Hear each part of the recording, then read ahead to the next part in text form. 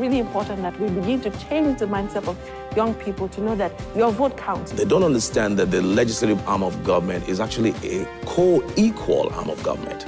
We have an incredible amount of potential. Whatever it is I was doing, because of my personal DNA, it had to be of an international standard, which is what, seriously speaking, is all about.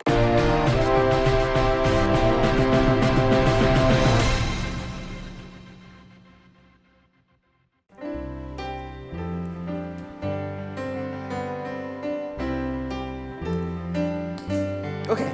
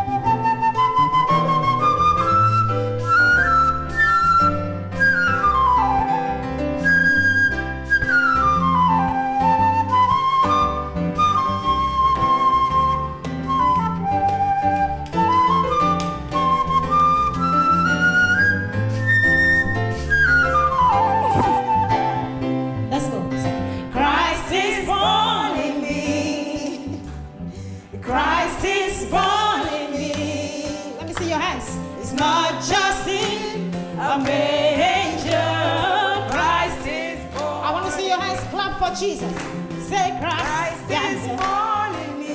In me, say Christ is born in me. It's not just an angel, say not just in a angel, say Christ is born in me. One more time, let's go, say Christ is born in me. Say Christ is born in me. And the children say, it's not just in a manger, not just in a manger.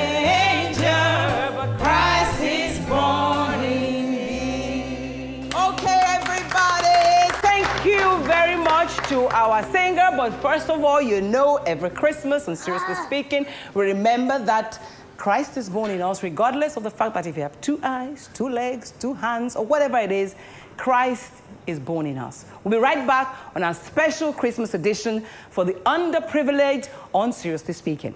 If you don't go away.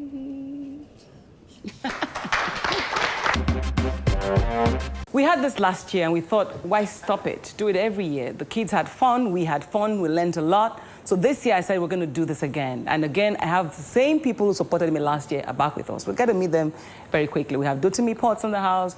We have Lindy's Gems Foundation in the house. We have Ebele, for the first time, our celebrity guest artist in the house.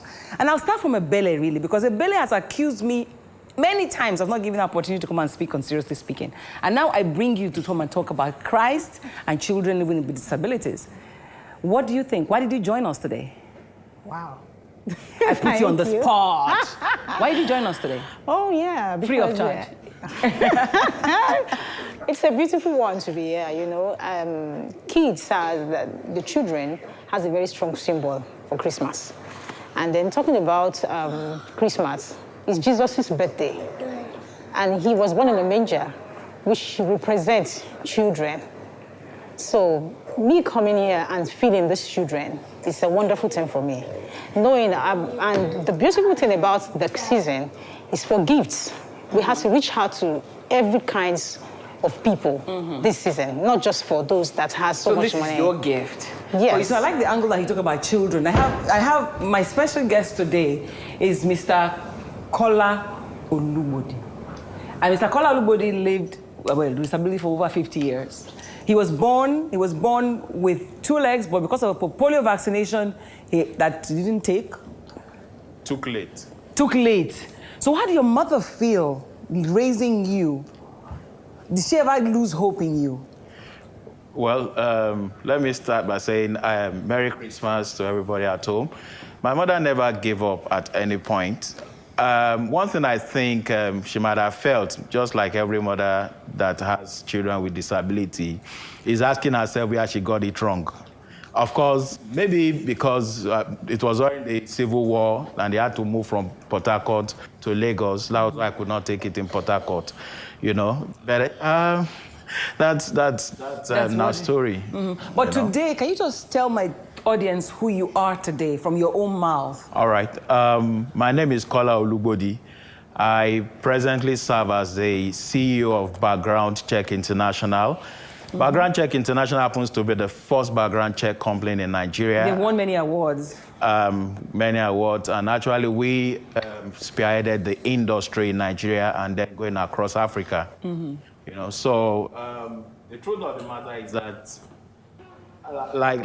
maybe if I didn't have disability, maybe it wouldn't be special. I would have to do what everybody is doing. And then when I come up and people see the so-called Kola Olugbodi that everybody wants to see, and then working with the working state, say, oh, so he has disability. They remember me. Okay. I mean, somehow they remember me, not for the complexion, but they remember that guy. And they will, you see, my audience is already laughing. I mean, that's interesting. But also, your story is quite interesting too. You know, you have cerebral palsy. But you are a master's degree holder, and it shows that it doesn't matter what you have, you can achieve whatever. Can you tell us briefly about living with this? Yeah. My name is Akishola Oluwabusola, and I am a master's degree holder from London Metropolitan University. And fine, I live with disability, but disability does not define me. Whoa! Disability is not who I am. Who I am is what God says I am. Because I believe my parents might have said, why disability when they first gave birth to me. But the question wasn't why disability. Why not disability? because disability has exposed me to a lot of things in the world today. I've gone across Africa. I've gone to London, to America, because of my disability. So disability is not a disease. It's not a step back for me. It's like a stepping stone. Okay, it's interesting. I find the story very inspiring, and I'm going to go next to Mommy because you said that parents should not feel like disability is going to stop them. You have 3 regular kids.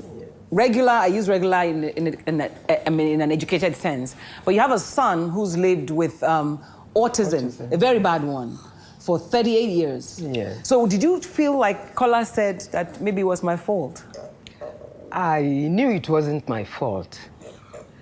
I work in the hospital, and when I had him, when I was pregnant with him, I had some maybe septic spots that didn't go until I gave birth. He was 4.5 kilo at birth. A big baby. And breech. Yeah. Oh. He had fractured clavicle. He was cyanosed. There's a tall, strapping young man somewhere in the house that will find him. He was blue when I had him because it was a difficult pregnancy, delivery. After resuscitation, he started growing well. The milestone was normal. He walked at 11 months. He talked at 1+. He was repeating words with his father. If you knock the door, if the father says, "Who you?" he too will repeat, "Who you?" until he had these viral diseases, chickenpox and measles, all in quick succession. It was after the chickenpox that I noticed his hyperactivity. He couldn't hear at the time, but fortunately the hearing was restored. It was the hyperactivity. At the time, I didn't even know it was autism. So how have you lived? What have the challenges living with it?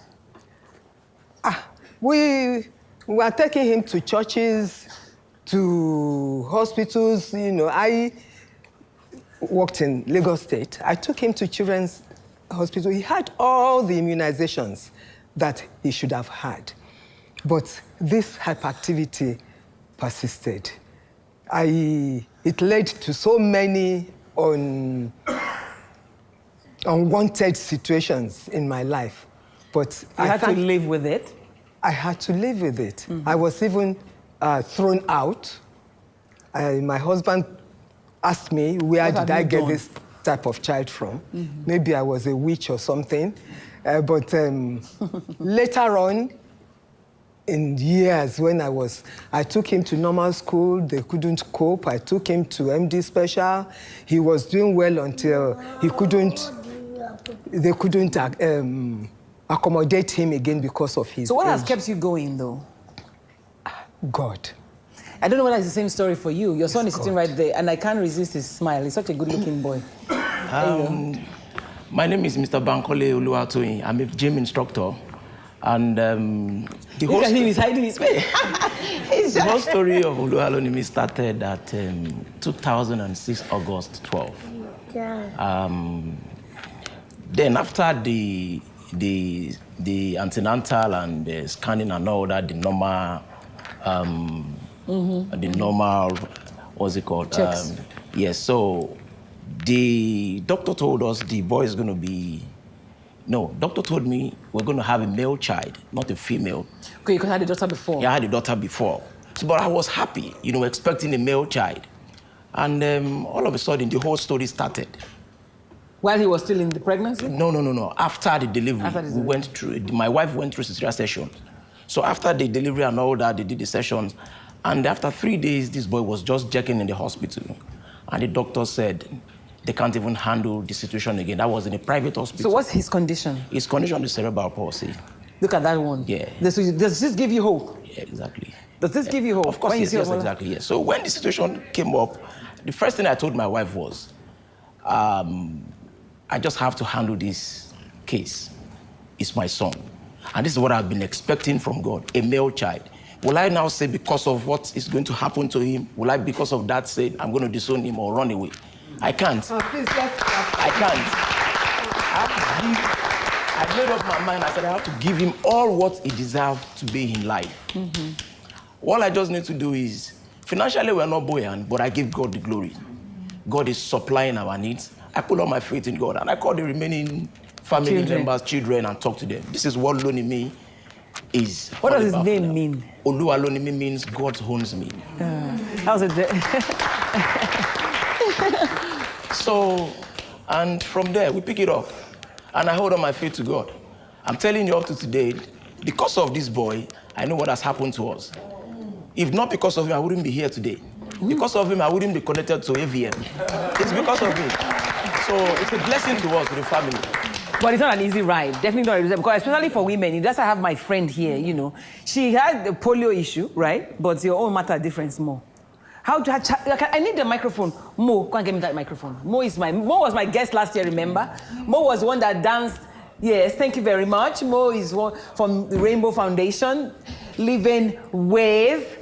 Let's see. Okay, tell me about it. I'm not going to tell anybody your own yet. Down syndrome. Merry Christmas, everyone. Yes.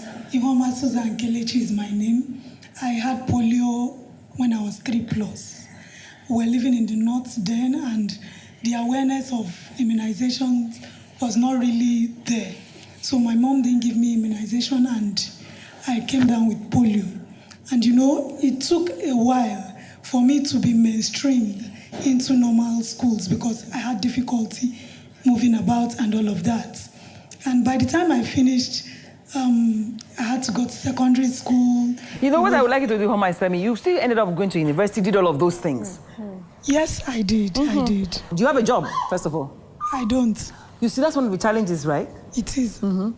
As a woman living in Nigeria, if you're a woman living with disability and you are poor, that's triple jeopardy. Yes, it is. Because everything will just look as if the world is turning on you. You would want to do certain things and you'll not be able to do. I have served as a volunteer from 2010 till 2017 with Lagos State. And after that, we were disengaged. Of course, nobody knew there was even a volunteer who had a disability. And these are some of the things we need to bring to the fore, that they have a way, maybe a database or something, to be able to understand that this sort of people exist in society, and they also need to be mainstreamed. So I must take a break at this point in time. I'll return with my continued moments with my people in the studio. Don't go away. Rita Boyo has a visual impairment. You know, we don't say blind because that doesn't mean anything. Visual impairment. But I wanted to tell her story before I go back to look at the social issues that involve. Because Rita wouldn't be where she is today if she didn't get the opportunity of being trained at the Pachali School of the Blind. Am I correct, Rita? Yes. So tell me what you do right now and the challenges that you face growing up. She has earlier said, I'm Rita Boyo. I'm a teacher that I teach. Civic education. I teach civic education and then CRS in the government secondary school. That's in a normal school. I teach the normal students. So the little challenge, we have is as a woman living with disability and visual impairment. When we have to do something that is like filling a form in the school, or writing your register or data, you have to lean on people to assist. It's not everybody that will wait for you to type or go on your computer to type. Are people generally kind to people who live with disabilities? Very well, our aides, they are very good. Our colleagues in the office, our parents, our families, husbands, because I'm married. Sadly, I cannot continue because I must go for the party. We have a party after. But I must not forget to thank Ebele, the flutist, the only female flutist I know for now. For being here with us. She's going to sing us a Merry Christmas. I must thank Channels for giving us this spot. And then, of course, Ultima Studios for making it happen. And my team, you can't see all of them, but they're all here. Thank you all for a beautiful year. And I think, what would they sing for us? You will dance for me today. Yeah. What are we going to do now? Merry Christmas. Merry Christmas. So are we ready to do the Merry Christmas and go? Yes. I must thank my staff, everybody. Kainde, Boru, Dotimi Potts, everybody that's helped me. We're going to dance after this, right? So let's go. Are you going to dance?